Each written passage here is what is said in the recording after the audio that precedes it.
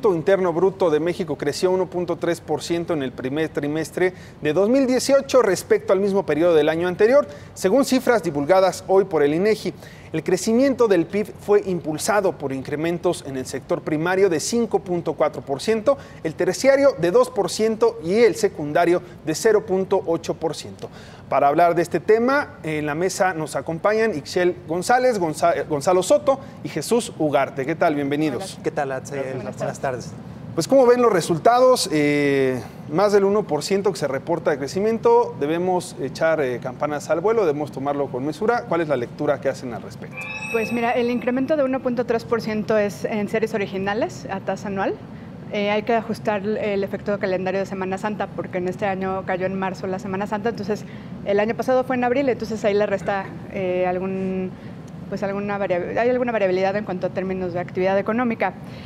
Si analizamos, por lo tanto, la cifra desestacionalizada y en variación trimestral, el PIB creció 1.1%, que respecto al trimestre anterior, que fue el último de 2017, fue una ligera mejora, había crecido 0.9% el trimestre anterior. El dato está en línea con lo que ya se había dado a conocer oportunamente por el INEGI, pero se encuentra un poquito por debajo de la expectativa de analistas, que esperaban un incremento de 1.3%.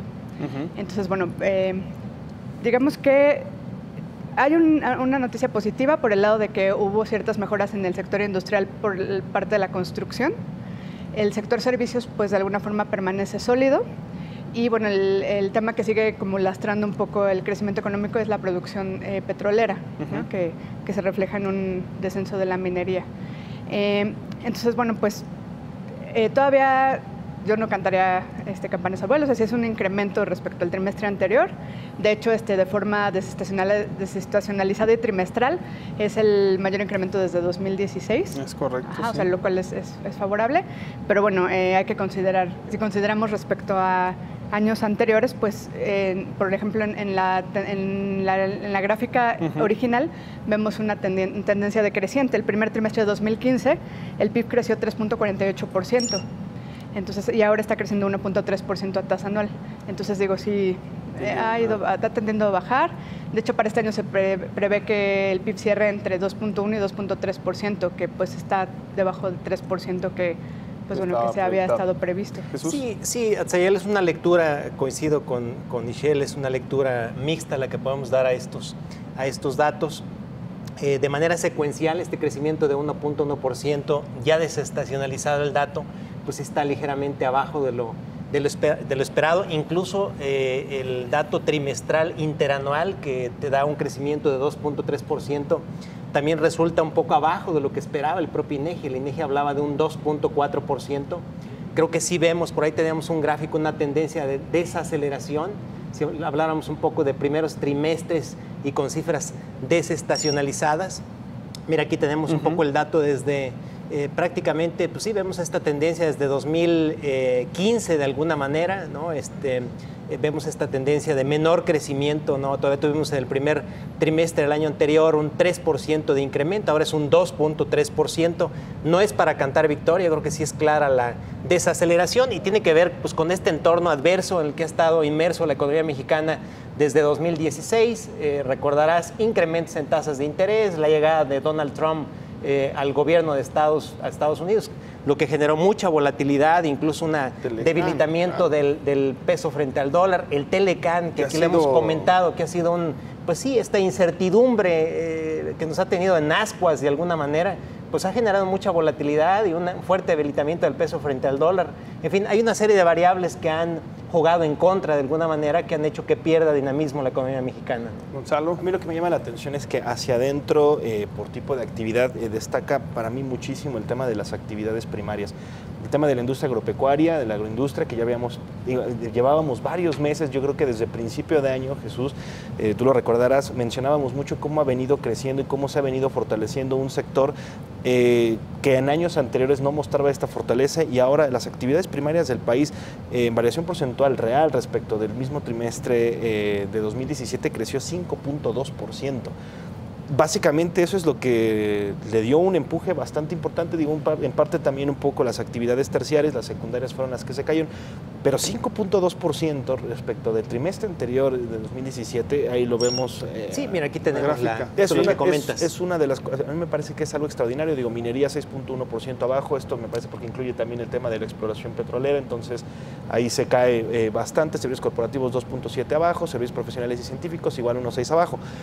Y el comercio, mira, aquí tenemos el hecho del comercio al menudeo, comercio al mayoreo, sectores defensivos del cual también hemos comentado aquí. Yo perdón que traiga el diablo a la mesa, en este caso la política, pero ya destaca mucho el tema de que sean el sector agropecuario el que esté fortalecido de esta manera en los primeros 3 meses de 2018, cuando también se ha convertido en un tema toral en temas como los precios de garantía y con otro tipo de cambios que se quieren hacer, particularmente por parte de Andrés Manuel López Obrador, al tema del agro. Yo no sé si viendo estas cifras haga tanto sentido o no hacer estos cambios.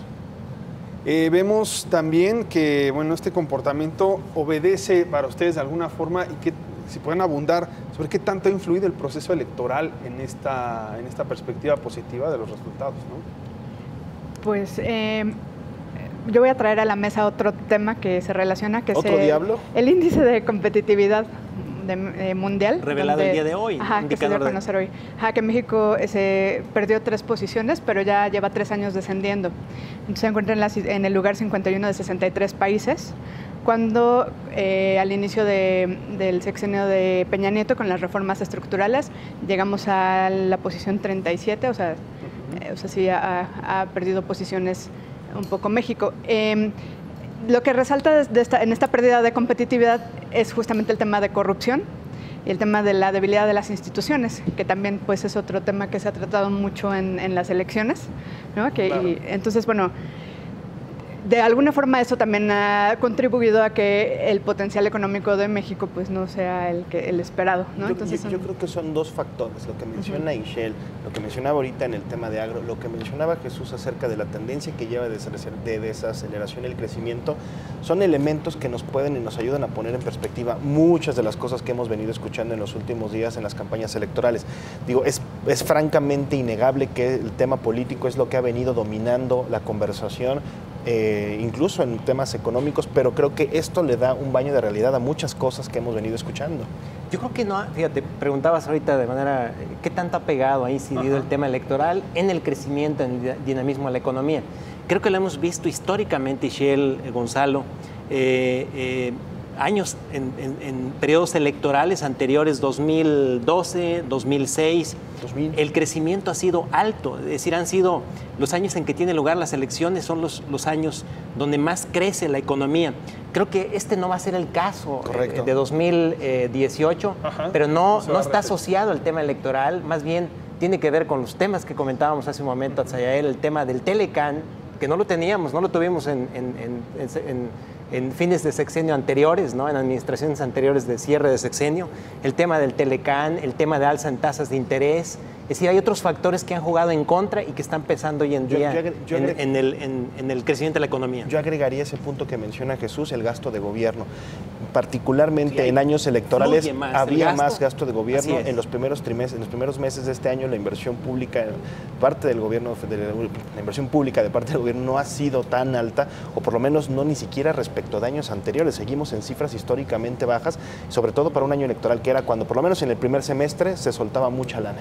2012, me puedo equivocar, pero la economía creció 3.9% en el 2012, ¿no? Motivado por el mayor gasto, ¿no? Asociado con normalmente el tema electoral. Así es. ¿Conclusiones? A ver, yo creo que sí nos enfrentamos a un escenario quizá menos favorable de lo que hubiéramos esperado. Creo efectivamente que para hacer un año electoral el repunte ya se debió haber visto por lo menos desde el primer trimestre. Bajo gasto de gobierno, pero creo que hacia adentro hay que ver los datos, hay que analizarlos bien y hay que ponerlos en perspectiva. Insisto, pongo otra vez sobre la mesa, el sector agropecuario creciendo arriba de 5% es una llamada de atención para muchos que estábamos pensando que quizá en la zona, por lo menos las actividades primarias, no estaban tan bien y requerían de algún apoyo. Sí, adelante. Si bien coyunturalmente no nos benefician como varios temas externos, creo que también ha hecho falta impulsar esos aspectos que que se recalcan en el tema de competitividad, que hablan de mayor innovación, inversión pública en infraestructura, mayor competencia y mayor seguridad, porque de otra forma el potencial de la economía va a seguir disminuyendo, porque sí ha ido disminuyendo, ¿no? Y eso va más allá de los temas externos. Atzayal, pese a Trump, pese al Telecan, la incertidumbre en la que seguimos todavía inmersos, conocimos apenas el día de ayer la encuesta de expectativas de Citibanamex, ¿no? El sondeo que hace Citibanamex con analistas, hablan de un 2.2% de crecimiento del PIB para el cierre de este año, incluso subieron las expectativas para el próximo año de 2.2 a 2.4, lo cual creo que son crecimientos saludables, insuficientes, eso sí, lo hemos comentado aquí, para la demanda de empleo que cada año se genera, ¿no? Entonces, hace falta mucho por hacer todavía, pero no está claro que no va a ser un año catastrófico pese a los eventos externos. Bueno, pues ojalá que se sostenga y continuaremos viendo en los siguientes resultados que se presentan.